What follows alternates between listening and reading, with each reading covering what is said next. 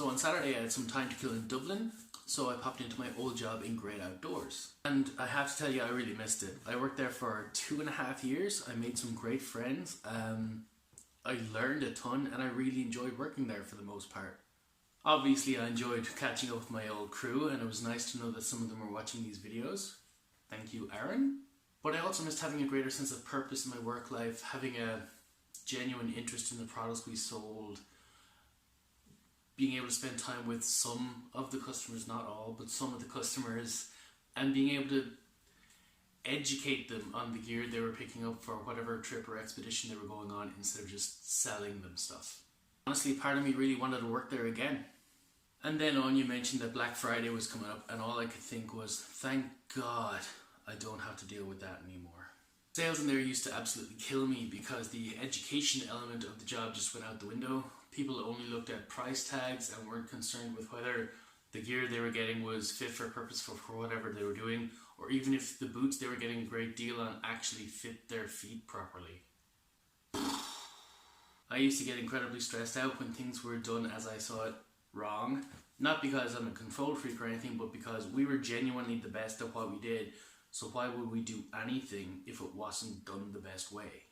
And then there was the commute, which honestly I'm not even going to get into right now.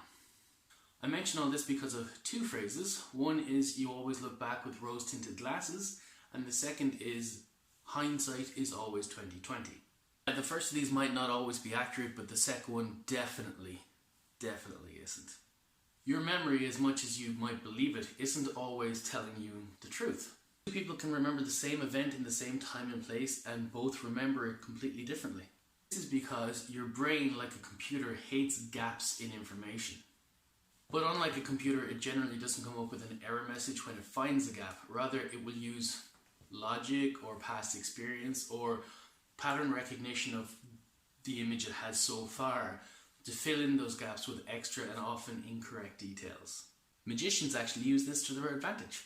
If you do a trick for somebody and then later hear them describe it to their friends, chances are their version of what happened rather than what actually happened will have much more detail. It'll be more amazing and magical than you could have ever performed.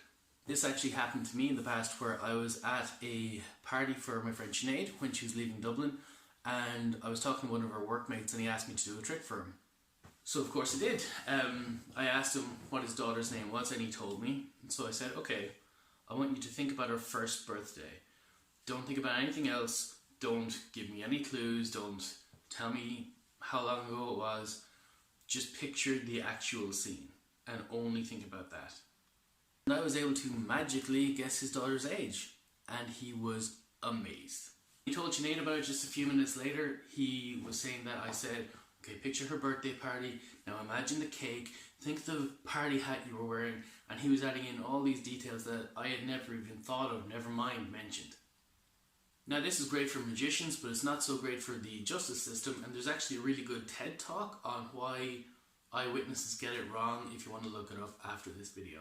So my question for everybody watching today is, have you ever experienced this? Have you ever remembered something so vividly and then later you found out that you were completely wrong? Or do you have a tendency to look back on things through rose-tinted glasses and only remember the good parts? Leave your thoughts in the comments down below and make sure you like and share this video and subscribe to the channel for more. But that's it for now, guys, so until the next one, bye. Oh, something in my eye.